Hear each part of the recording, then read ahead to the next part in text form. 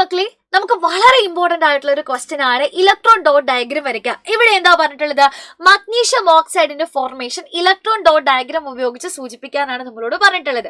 അപ്പൊ electron dot diagram വരയ്ക്കുന്ന സമയത്ത് ഓർക്കുക, വാലൻസ് ഷെല്ലിലുള്ള ഇലക്ട്രോൺസിനെ മാത്രമാണ് ഡോട്ട് വരച്ച് കാണിക്കേണ്ടത്. സോ മഗ്നീഷ്യം എടുത്താൽ അറ്റോമിക് നമ്പർ 12 ആണ്, 2 8 2. ഓക്സിജൻ എടുത്താൽ അറ്റോമിക് നമ്പർ 8 ആണ്, 2 6. അപ്പൊ മഗ്നീഷ്യത്തിന്റെ വാലൻസ് ഷെല്ലിൽ 2 ഇലക്ട്രോൺ ഉണ്ട്, ഓക്സിജൻ ആണെങ്കിൽ 6 ഇലക്ട്രോൺ ഉണ്ട്. ഇനി നമുക്ക് സിമ്പിൾ ആയിട്ട് വരയ്ക്കാം. സിമ്പൽ എഴുതുന്നു. മഗ്നീഷ്യത്തിന്റെ വാലൻസ് ഷെല്ലിലുള്ള 2 ഇലക്ട്രോൺ ആണ്. ഈ 2 ഇലക്ട്രോണിനെ നമുക്ക് ഡോട്ട് ഉപയോഗിച്ച് വരയ്ക്കാം. ഇനി ഓക്സിജൻ ആണ്. ഓക്സിജന്റെ വാലൻസ് ഷെല്ലിൽ ടോട്ടൽ എത്ര ഇലക്ട്രോൺ ഉണ്ട്? 6 ഇലക്ട്രോൺ ഉണ്ട്.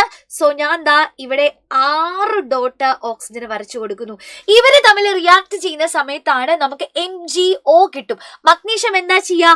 2 ഇലക്ട്രോണിനെ വിട്ടുകൊടുക്കും. ഓക്സിജൻ എന്താ ചെയ്യാ? 2 ഇലക്ട്രോണിനെ മേടിക്കും അല്ലെ? അപ്പൊ നമുക്ക് വരയ്ക്കാം. മഗ്നീഷ്യം 2 ഇലക്ട്രോണെ വിട്ടു കൊടുത്തു. സോ മഗ്നീഷ്യത്തിന്റെ ബാലൻസ് ഷെല്ലില് ഇനി ഇലക്ട്രോൺസ് ഇല്ല. സോ നമുക്ക് ദാ ഇവിടെ വരയ്ക്കാം. മഗ്നീഷ്യത്തിന്റെ ചാർജ് കൂടെ ഇവിടെ എഴുതി കൊടുക്കാനായിട്ട് ശ്രദ്ധിക്കാം. ഇനി ഓക്സിജൻ എന്താ ചെയ്തത്?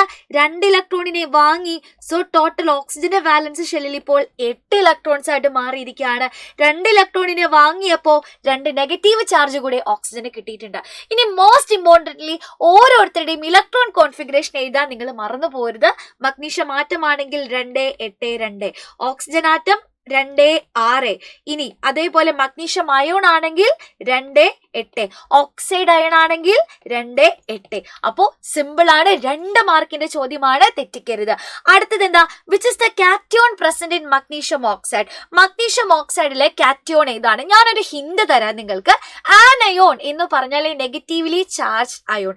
നെഗറ്റീവ് ചാർജുള്ള അയണിനെ ആനയോൺ എന്നും പോസിറ്റീവ് ചാർജുള്ള അയണിനെ കാറ്റയോൺ എന്നും വിളിക്കും. സോ കാറ്റയോണും ആനയോണും ഏതാണെന്ന് താഴെ കമന്റ് ബോക്സിൽ കമന്റ് ചെയ്യാം.